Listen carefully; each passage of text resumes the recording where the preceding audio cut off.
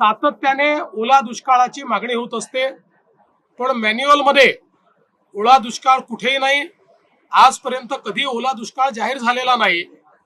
तथापि आम्ही हा निर्णय घेतला की ज्यावेळी दुष्काळ पडतो त्यावेळी ज्या ज्या उपाययोजना आणि सवलती आपण देतो त्या सगळ्या सवलती आता यालाही म्हणजे दुष्काळ तर त्याला टंचाई म्हणतो आपण, तशाच प्रकारची दुष्काळी टंचाई पडली आहे असं समजून त्या सगळ्या सवलती याही वेळी लागू करण्याचा निर्णय हा राज्याच्या मंत्रिमंडळाने घेतलेला आहे।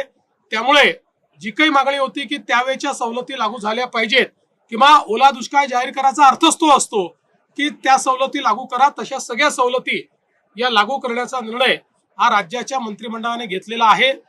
मी आज यापेक्षा अधिक सांगणार नाही, कारण आता ही सगळी नुकसानाची आकडेवारी जमा होतीये, ती पूर्ण जमा पुढच्या 2-3-4 दिवसात होईल। आणि जसं मी सांगितलं लवकरात लवकर, पण कुठल्याही परिस्थितीत पुढच्या आठवड्याच्या आत आपल्याला या संदर्भातली जी काही मी शिंदे साहेब आणि अजितदादा आम्ही बसून या संदर्भातला निर्णय घेणार आहोत आणि त्या संदर्भातली घोषणा आम्ही करू।